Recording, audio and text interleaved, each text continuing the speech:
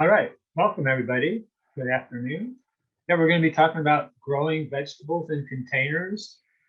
This is a topic that's been growing in interest over the last few years for a number of reasons. But we'll talk about some of that here in a minute.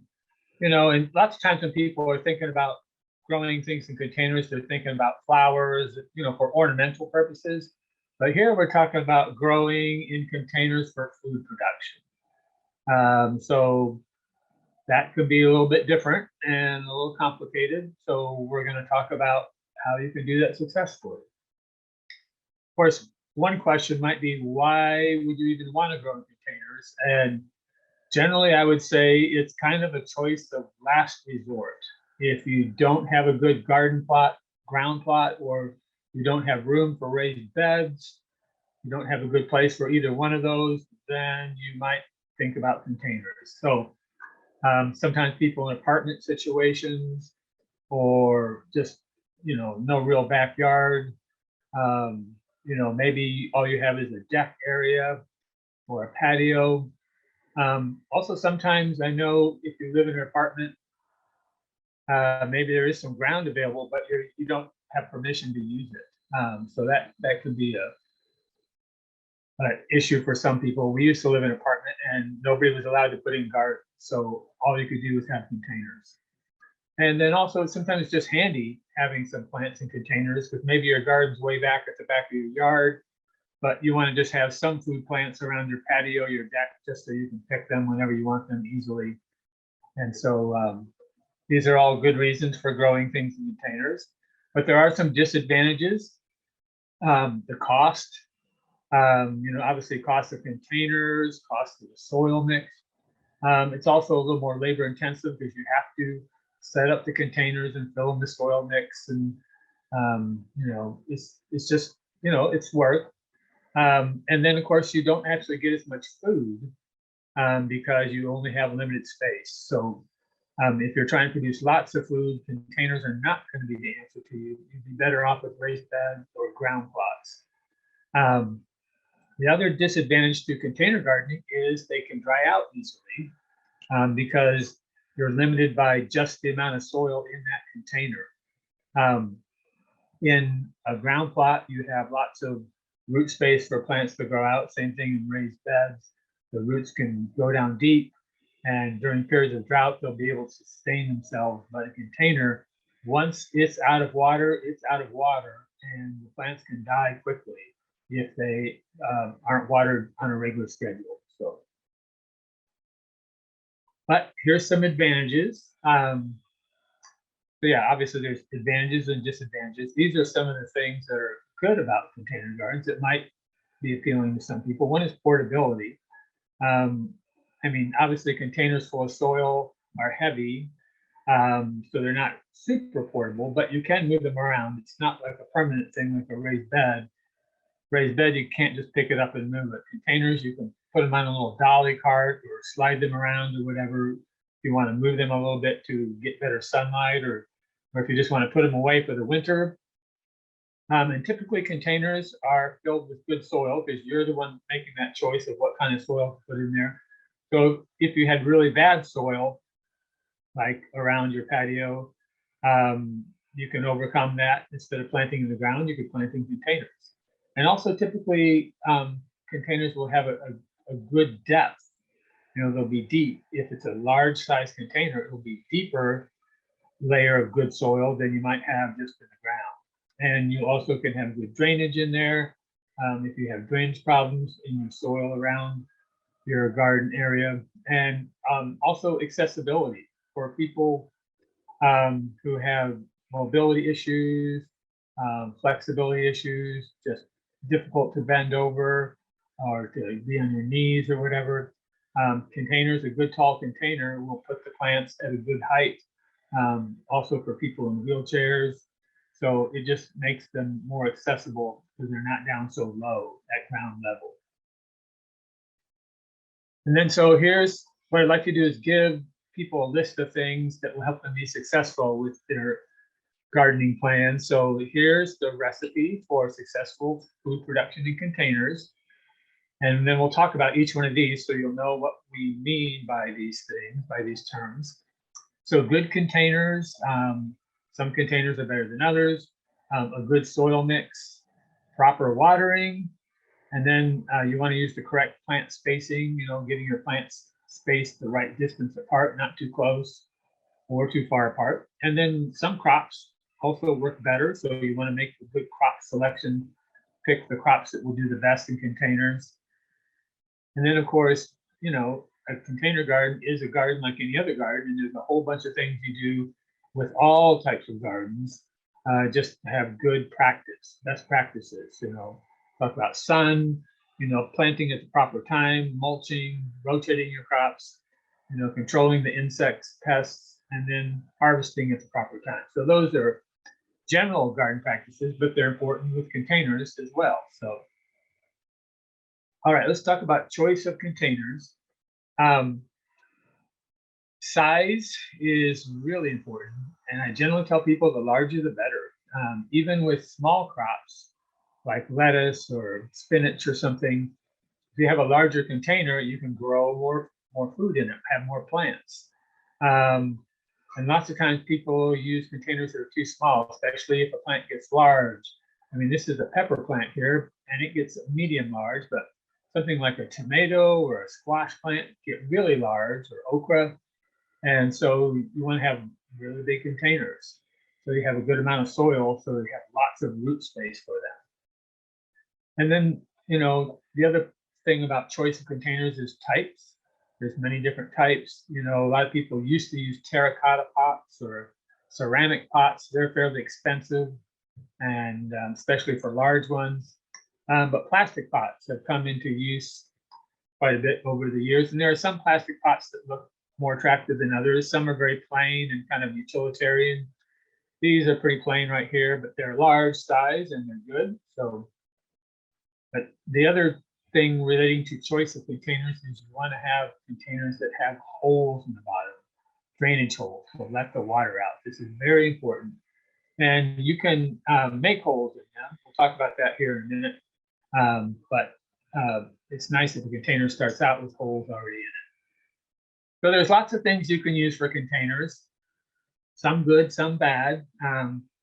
We talked about plastic containers. The one in the lower right-hand corner is a 55-gallon drum that's been cut in half, and that makes a really large, nice container. You just want to make sure you use a 55-gallon drum, which is plastic typically, like you would make a rain barrel out of, cutting it in half, that hasn't had anything toxic in it. You can buy them on Craigslist sometimes, or sometimes people will just sell them. So, and then of course there's like metal containers. This is like maybe a metal bucket, or I see people use wash tubs, metal wash tubs, or there's animal feeding troughs, that people use. So there's metal. You can make containers out of wood, like basically building a wooden box. Here's one that's a combination in the lower left-hand corner. It's a combination bench and container. The thing with wood is if it's not treated lumber, it's going to rot after a while because your soil's in contact with the container surface, and the wood will rot eventually. And if it's not treated, it'll rot fairly soon. And wood can be expensive, but it's an option. And then there's like a whole bunch of other materials you'll see. People for years have been trying to use tires as containers, and I really don't recommend tires. I'll talk about that here in a minute. It's also a lot of work to take a tire and cut it, like they cut it here fancy, and then they mounted several on top and they painted them. But when it still comes down to it, it's a tire, and it's not a great container. People have also been using, storage tubs, bins like you get at, Home Depot or Walmart or wherever, like for storing things in. You can turn that into a nice container. It's not the most attractive container, but it's very functional. Of course, they don't have holes in them, so you would need to drill holes in them. And you see wooden barrels. Sometimes they're like whiskey barrels or wine barrels or whatever. The one on the left is actually made out of wood. Those are fairly expensive. They also can fall apart pretty easy, and they're difficult to get back together if they start coming out of place. But they are kind of cool. The old whiskey barrels cut in half, drill holes in the bottom of them. Now they make kind of an imitation version of that that's actually plastic, but still very attractive. So the barrel garden works pretty well.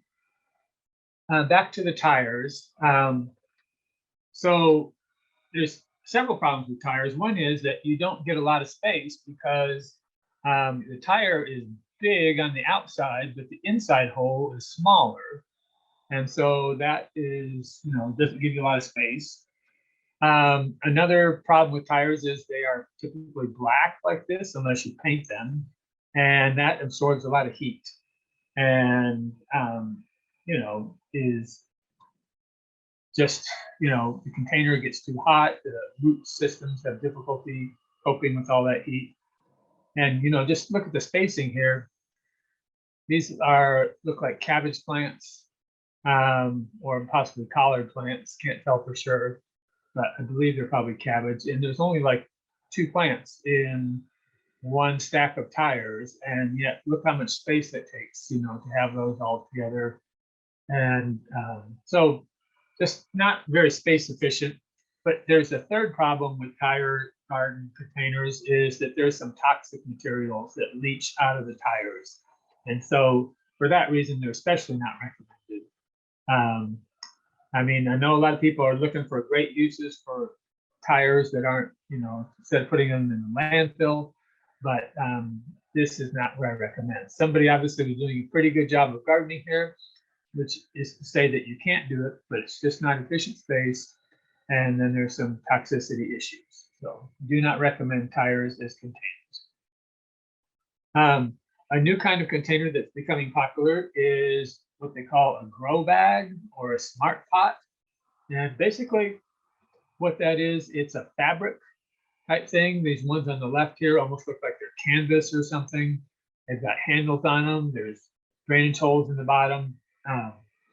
This one on the right is basically, it's made out of a material, if you're familiar with landscape fabric, it's a porous material that lets water through.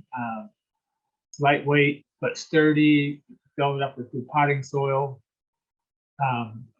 So it really is a good alternative to the plastic pots. And of course, you can store them easily if you take the soil out later. They do last for several years. So they're cost efficient, and they're also probably cheaper to buy than ceramic pots or clay pots, etc., terracotta. So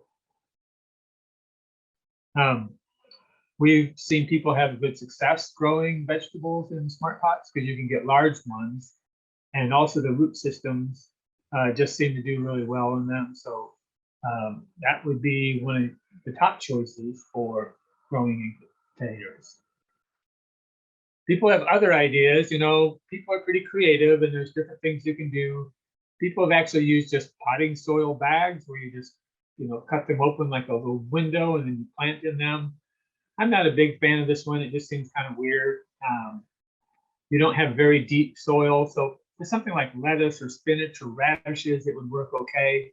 For bigger crops like tomatoes, it just would not provide good root space so that the roots could anchor and hold the tomato plant up. Obviously you'd have to poke holes in the bottom of the bags to let the drainage out, let the water drain out. But again, I just don't really like the looks of it. And the soil level is very shallow. There's also a lot of buzz around about tower containers. There's different kinds. There's some that are inside that are like hydroponic, other ones for outside. The whole tower container thing, they're trying to make it seem like, yeah, you can grow a lot more food in a smaller space. And I just don't buy it. I'm sorry. The one on the left, if you plant something on this side and have stuff growing on this side, it's all not going to get the same amount of sunlight. it's going to get like half a day of sunshine here, half a day of sunshine over here. You know, the roots trying to grow in here, the top might stay wet and then get dry at the bottom. You know, with an herb garden, maybe you could have fun doing something like this. It would be just for fun because you're not trying to get a lot of production, just a few leaves to snip here and there, and a lot of variety could do that. The hydroponic thing on the right, I think there is some use for this type of garden for maybe a school, like as a science project, because you could grow it indoors during the school year. That could be successful. Seems to work best with leafy greens like lettuce and possibly spinach, but arugula, things like that. Some of the herbs maybe. Not so much like for tomatoes and peppers and things like that. And also both of these, the cost is huge. So, I mean, I think I saw this one on the left was retailing like for $480. This thing here was like $600, but also you have to buy special supplies that go with it. And you also have to know how to manage a hydroponic system, which involves putting fertilizer in the water at proper amounts and monitoring all that. And you've got electricity for lights, etc. And you know, you just don't get a lot of production for that amount of cost that you're putting in. So I'm not a big fan of tower gardens for many reasons. The other type of container you hear about lots of times is the self-watering container. And generally what that means, it's just some kind of a pot and it's filled with soil, but in the bottom, there's some sort of plastic reservoir with water. Then you fill up like a tube. Here's a little tube that goes down, puts water down here. And so the idea then is the soil, as it dries out, will soak up water from down below, and the plants will be able to access that water. And the soil will do that. The soil, the capillary action of the soil will suck up the water from down below, but the problem is it tends to keep that soil wet all the time. It stays at a constant, even moisture level of being just wet. And that's not good for plants.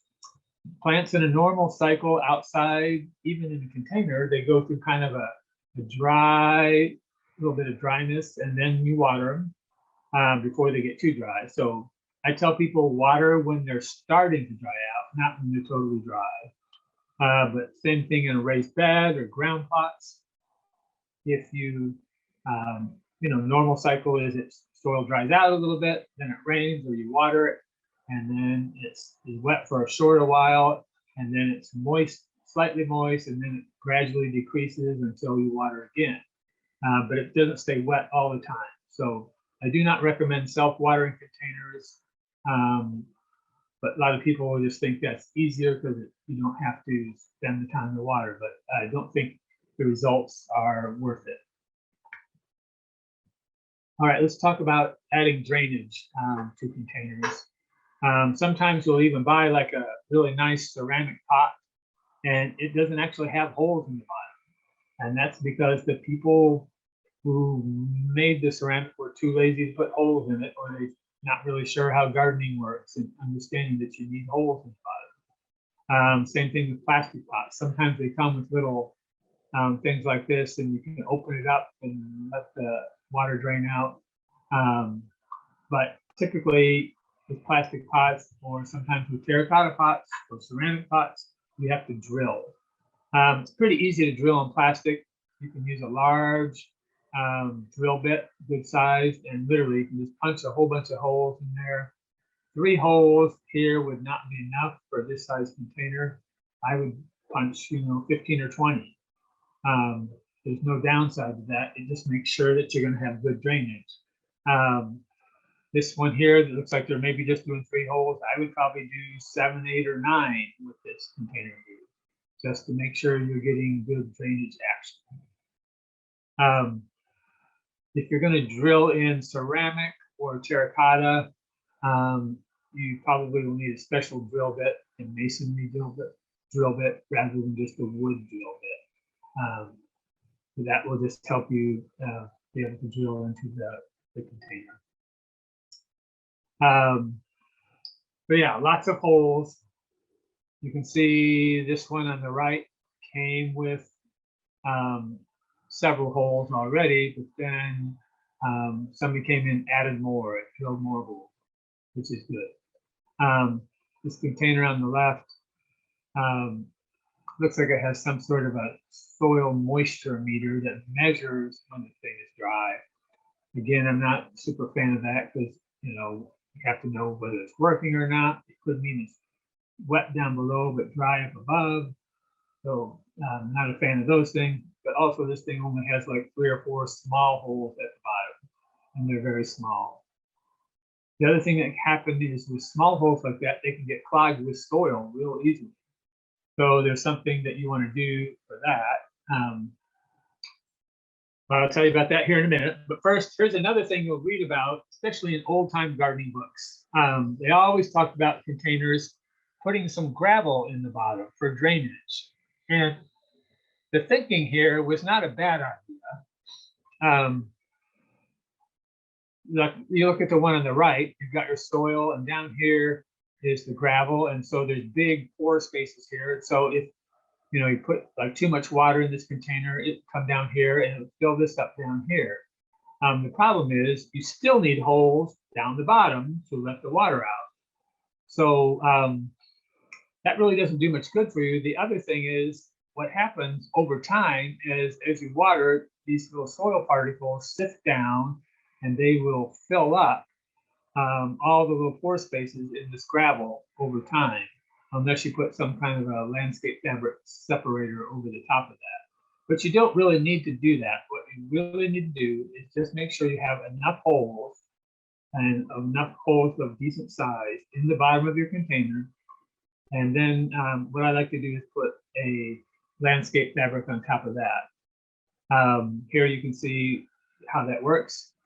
Could be landscape fabric. It doesn't even have to be landscape fabric. You can cut up an old t-shirt if you want and use that. Any kind of rag, because that will allow the water to soak through, but will stop the soil from going out the bottom and plugging up the holes, and also just messing up your patio or wherever you have your plant. So here you can see the round pot. Somebody cut a circle and just going to drop that landscape fabric down there to cover up all these small holes. Sometimes the clay pots, they only have one big hole in the middle, so they're covering that up there with a little square of fabric.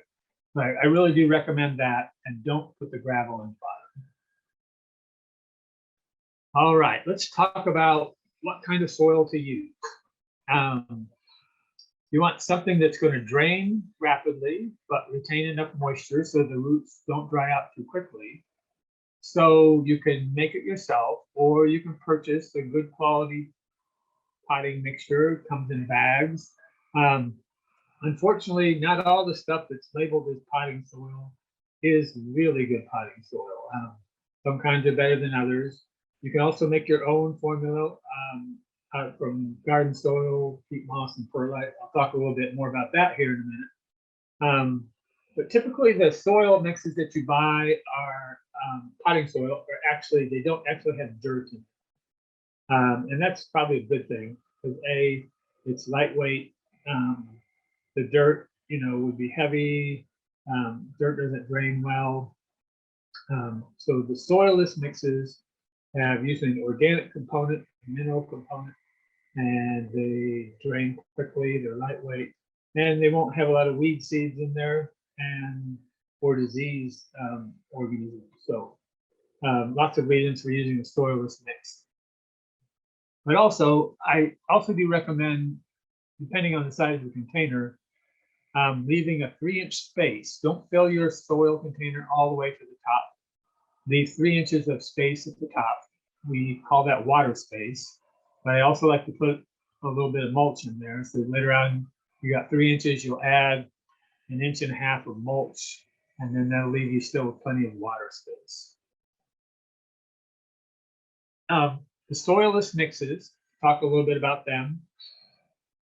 They have usually 2 main ingredients. I mentioned the organic matter, which often is peat moss. Sometimes it'll be a bark, composted bark that's been shredded. and a mineral component like perlite. They used to use sand a lot.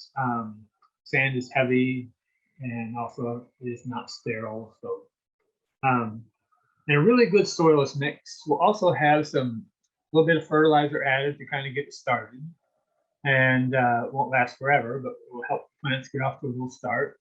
And also we'll have some biological additives. And when I say biological additives, I'm talking about microorganisms.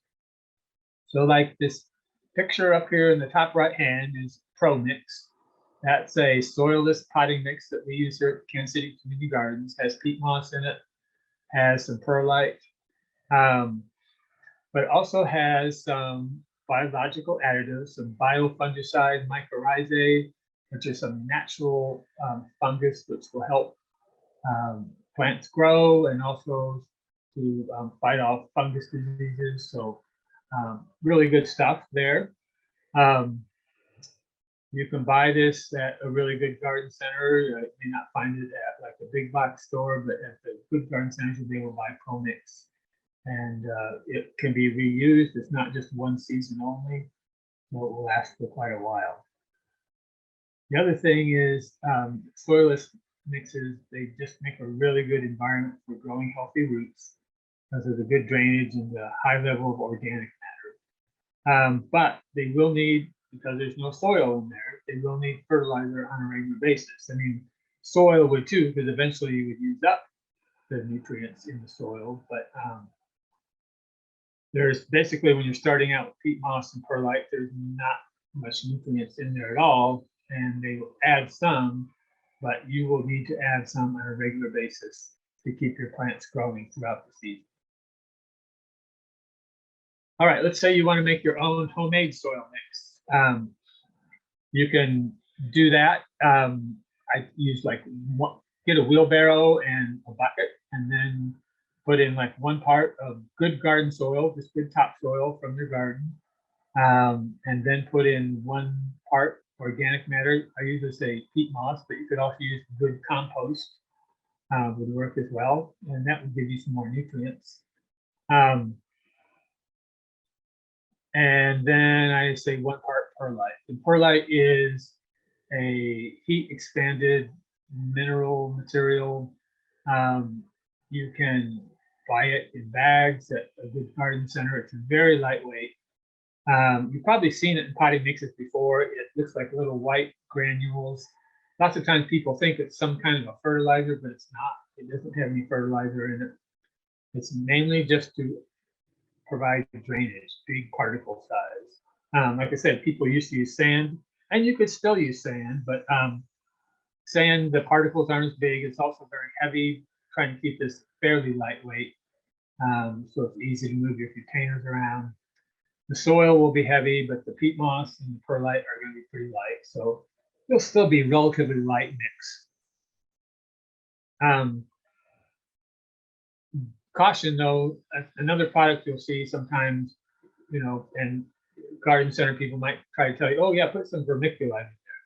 I'm not a big fan of vermiculite because it doesn't provide good drainage like the perlite does. It actually absorbs water, so it's not meant to be a drainage component.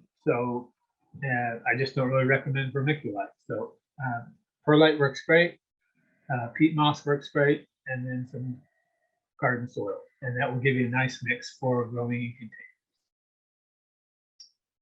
And then, just good gardening practices. We talked about how important that is. And if you want more on all these items, I would recommend you go back and watch our vegetable gardening basics class, which is available online, where we talk about all these good best practices, giving your plants enough sun because they need full sun, planting at the proper planting time, because some vegetables are cool season and they need to be planted in the cool.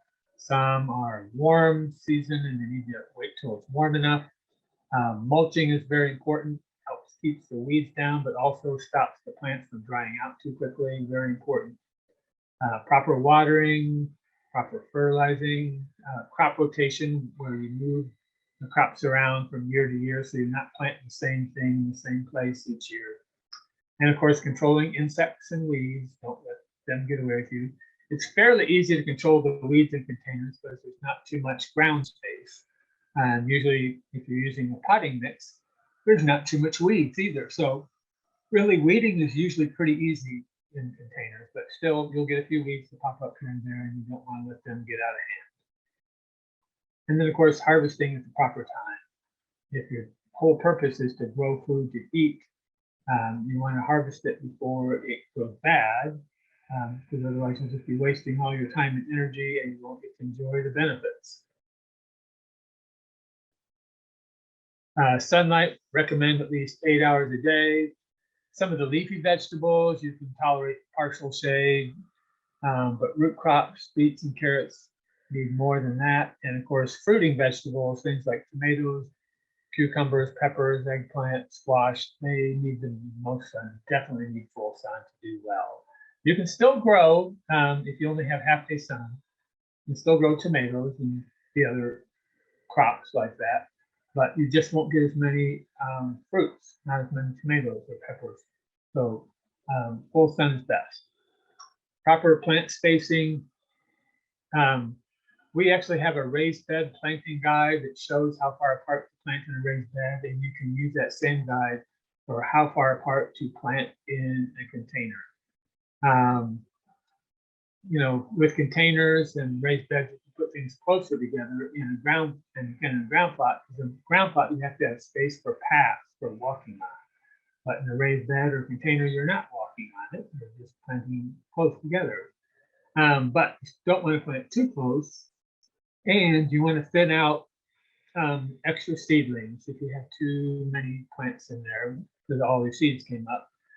This picture here, I'm just showing it off. I found this one. It's a perfect example of where somebody's trying to put way too many plants in a container. And it looks like they did have some good ideas. Like they got some lettuce here at the front and maybe some kale. So as the other plants get bigger, you can harvest those and then pull them out. But even here, I'm looking here, I'm seeing looks like 1, 2, 3, 4, 5 tomato plants in a container this size, which is way too crowded. I would say probably 1 tomato plant, maybe 2 in a container this size, but 1 would work really nicely. You get a nice big tomato plant. But these are not going to do well. They'll be too crowded. They won't produce as much fruit. It'll just be really, really difficult.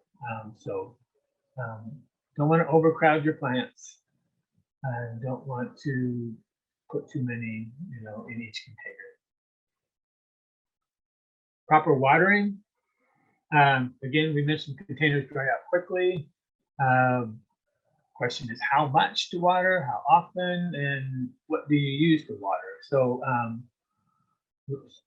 looking up, see, okay, so I do need to mention this. So, how much to water? I tell people to water enough so you see a little bit of water come out the bottom. If you don't see water come out the bottom, that means that the water didn't make it all the way down to the bottom where the roots are. So it's important. And if you have extra come out the bottom, that's okay. All the extra will come out because you have drainage holes in the bottom, and that's a good thing. Obviously, if you had your plant pots indoors, you know, which you're normally growing vegetables indoors, that could be a problem on the floor.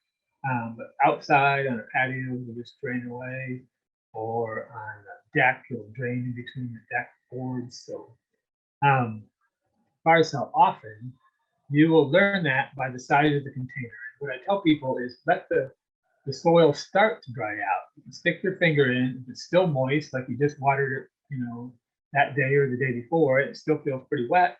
You don't need to water it. If it feels like it's just slightly moist and it's starting to dry out, you know, then you're ready to water. You don't want to let it get so dry that your plants start to wilt and look bad. That's not good. So, you know, lots of times with containers, it might be, it's a small container and it's really hot summer, it might be every day, once a day. If it's a larger container, you know, but the plants are pretty big in there, you might be doing water every 2.5 days to 3 days. and that's assuming that you have some mulch on top too. If it's really early spring and it's raining a lot, you know, it might go a week, you know, without water. But again, it's going to check that soil level and the moisture content. And if it feels wet, you don't need to water. If it's moist, it's starting to dry out, you can go ahead and water. As far as watering tools, if you have a lot of containers, I recommend having a watering wand with a water breaker on the end, just like you would use with a ground plot or a raised bed. If you just have a few containers, you can use a watering can. That works fine. Doesn't hold a lot of water. You might have to refill it a couple of times, but it seems to work pretty well. I do not recommend the watering device that looks kind of like a gun and you squeeze the handle and it shoots out a really strong stream of water. The water is just too forceful. You want a nice gentle stream like you get from a watering can or with the water nozzle known as a water breaker that has a whole bunch of holes kind of like that. So again, in containers, just real important is they will lose in the hot summer, they'll lose their moisture quickly. You want to have mulch on top and, you know, be checking your plants once a day. And once you get to the rhythm of it, you'll know whether once a day is enough or do they need it every 2 days or every 3 days. Fertilizing, because you most likely are using a soilless mix, or even if you use the homemade mix that has a little bit of soil, it's not all soil, so there's not a lot of nutrients in it. So it's kind of easier. I mean, there's all kinds of different fertilizers, some, you know, granules, there's powders, there's little stakes that you put in the ground. I kind of, for containers, I'm a big fan of using liquid fertilizer. You mix it up in a watering can, follow the instructions. It'll say like 3 tablespoons per 1 gallon, 1 tablespoon per gallon. Whatever the instructions are, follow it and mix it up. And I like to use a little bit of slightly warm water to start when you're filling up the watering can, and then letting the fertilizer dissolve, because it'll dissolve better in the slightly warm water. It does not dissolve as well in cold water. And then you can add a little bit of cooler water and then stir it up until you fill up the container. But you need to measure your watering can and see how big it is. A lot of them are 1 gallon or 1.5 gallons or 2 gallons. And you can even put a marker on the side so you'll know how full to fill it each time. So that each time you're following the instructions, giving it the right amount of fertilizer and the right amount of water together, and then using it to water your plants with. And typically it'll be a balanced formula.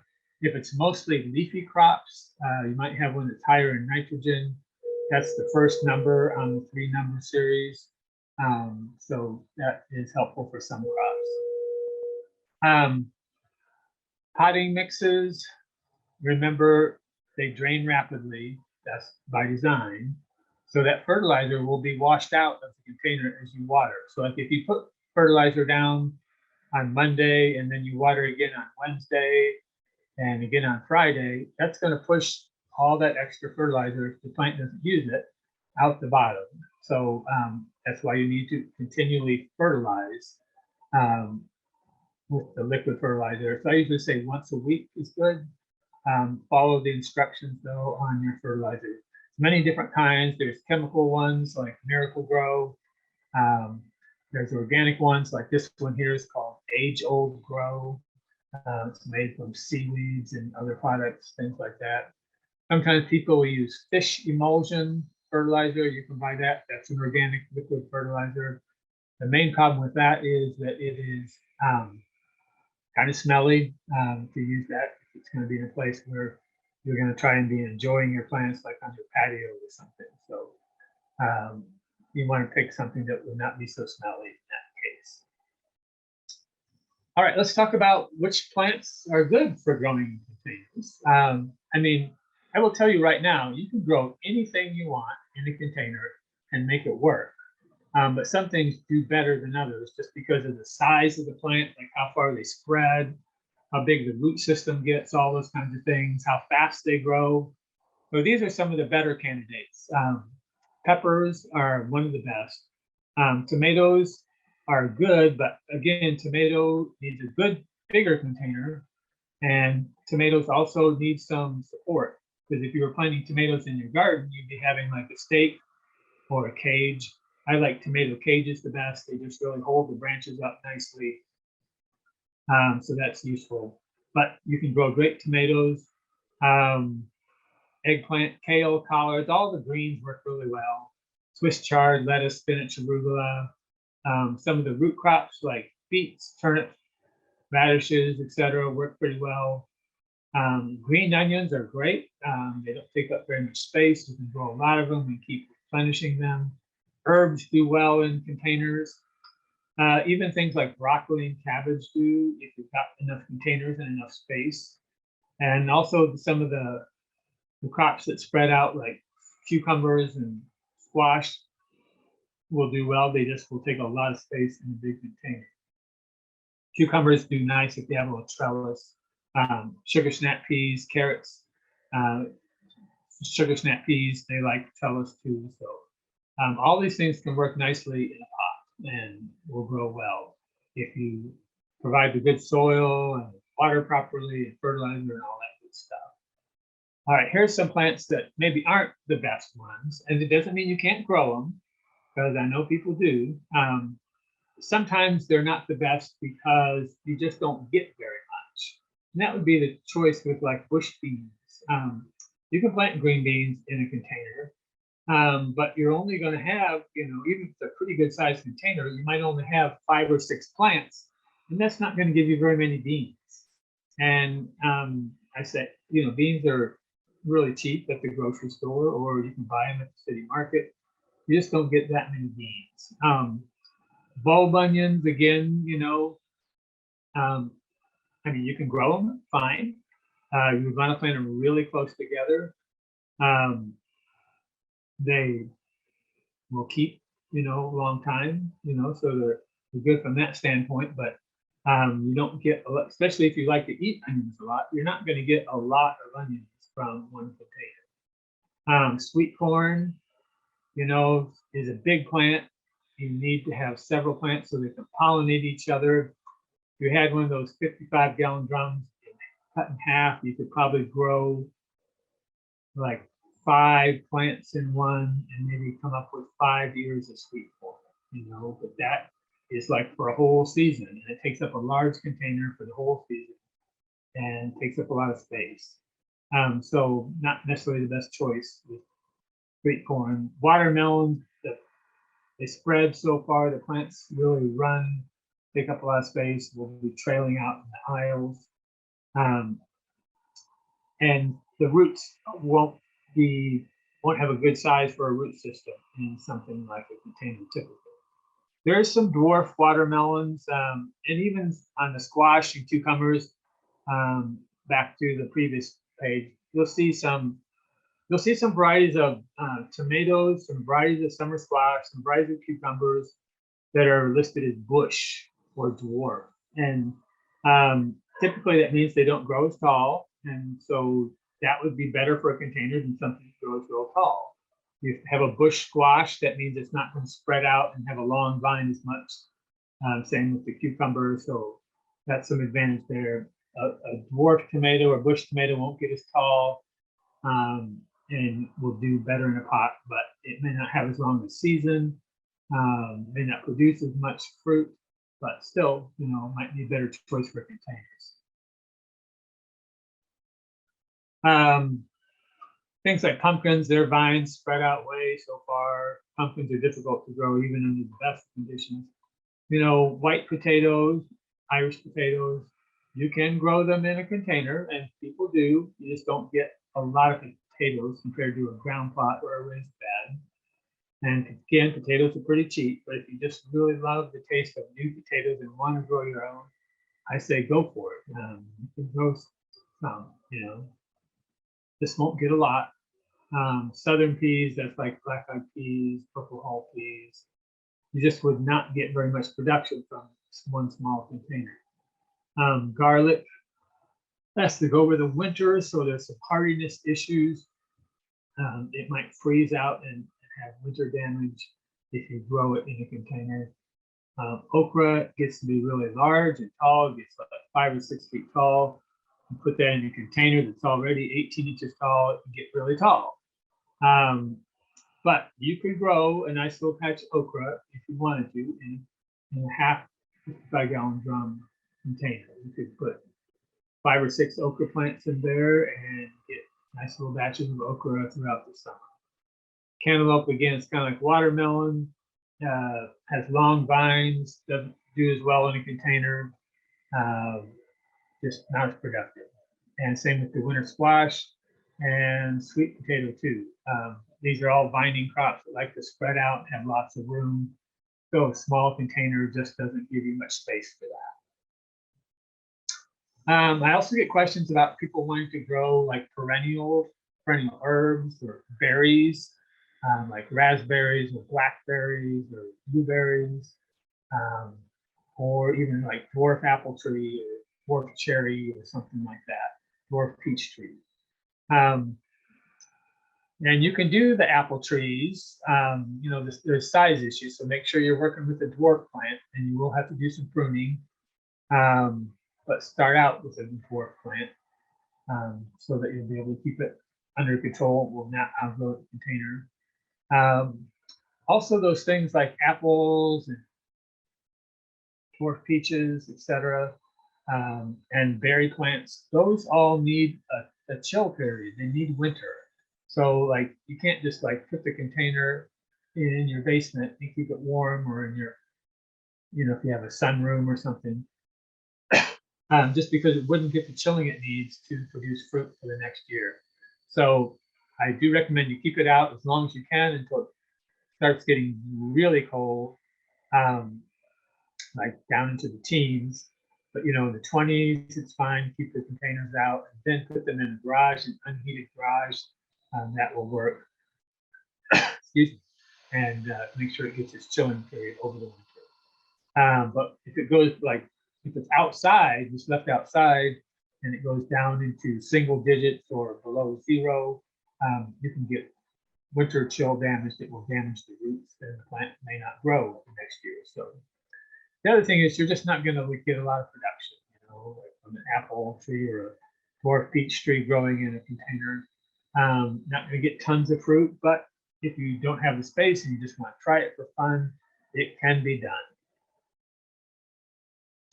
And then there's end of the season maintenance for container gardens, not too complicated, kind of similar to a regular garden. Just going to get rid of your dead plants and weeds, compost them, unless it's something like tomatoes or something that would have disease issues. Throw stuff in the compost bin.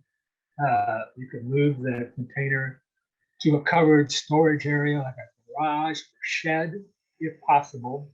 Just because if it's plastic, sunlight over the winter and the freezing and thawing will break that plastic down, so it won't last as long.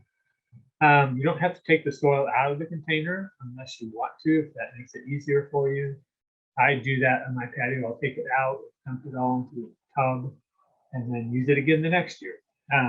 So you don't need to replace your soil every year, but you will need to continue to fertilize on a regular basis, like with the liquid fertilizer like we talked about. All right, let's talk here as we're winding up about the most common mistakes with container gardens, things to avoid, because we gave you the recipe for success. So all the opposite of those things I told you there, if you do the opposite, that will be a problem. But there's still things that people overlook sometimes just because they're not used to growing in containers. Again, one is using too small of a container. Obviously, the smaller the plant, if you're just growing one lettuce plant, you can grow a pretty small container, but it will dry out quickly. But a bigger plant, like a tomato, needs a bigger container. This container here is not very big. That tomato is going to get way too big for that little pot. So, or if you put too many plants, like we saw that one picture where there were all the plants crowded together, putting too many plants in a container is not good. Another mistake, sometimes people, instead of using a potting mix, a good soilless potting mix, they'll just go dig straight dirt out of their garden and not add peat moss, not add the perlite, and just put it into their pot. And that will not drain well at all. It'll be very heavy. the plants just will not do well there. And then, of course, not having drainage holes or not having enough drainage holes or not big enough holes will be a problem if the water stays in the bottom of the pot too long. And you'll tend to get root rots and other plant health issues. Small mistake, but if you don't put that landscape fabric in, it will let the soil kind of leak out the bottom of the holes or clog the holes. And then again, just letting the plants dry out too much is very big potential danger, especially if you're not watching close. You go out of town for a weekend and it's July, you could come back and your plants could be toast. It'd be better to water. If in doubt, I tell people it's better to water too much, because if you water too much, the excess water is just going to come off the bottom. And if it's a good draining mix, it's not going to stay soggy for too long. So, and of course, the other mistake people make is just forgetting about fertilizer, not fertilizing. Because eventually that soilless mix, even if it does come with a little bit of fertilizer at the beginning when you first pot, it's going to run out eventually. And you need to keep adding fertilizer on a regular basis, usually weekly. So that's our conclusion. We'll look and see if we have any questions. But while I'm waiting on the questions for Rob to send those to me, just remind you that Kansas City Community Gardens is located in Swope Park, 6917 Kensington. If you haven't visited us, I recommend you come visit. This is a great time of year because you can actually see gardens growing. We also have a very special garden that is special for people to come look at, called the Beanstalk Children's Garden. And we have tour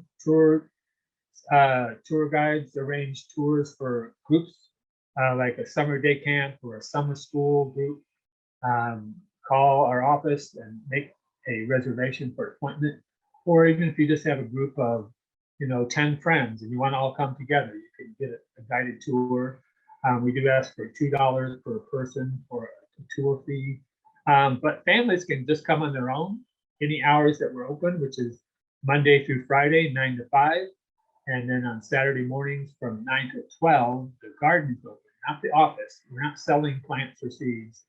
But you can come to the garden 9 to 12 on Saturday morning, and families coming on their own, just doing a self-guided tour, do not need to pay a fee. There's no fee for that. You can just drop in as many times as you want and look at the plants that are growing.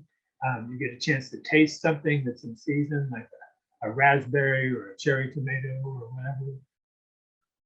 So it's a really educational garden. The plants are all labeled so you can see what they are and learn about them. Also, like to direct you to our website, which is www.kccg.org.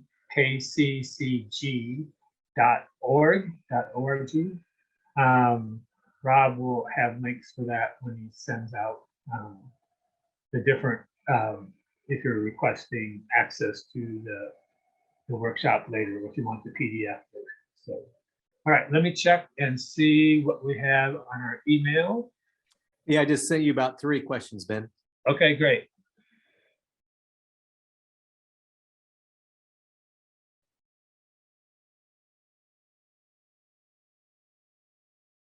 All right, so the first question is, somebody says they love their grow bags and they started to water the outside of the bags, keeps them cleaner and water the roots quicker. Are there any issues with that? The danger, I would think, with just watering the outside of the bags would be that you might not get water all the way to the center. You would tend to just water the edges and concentrate the roots along there anyhow. So I don't know. I would still be inclined probably just to water from the top. I think it just makes it easier. And that way you know that water is going through the entire soil level.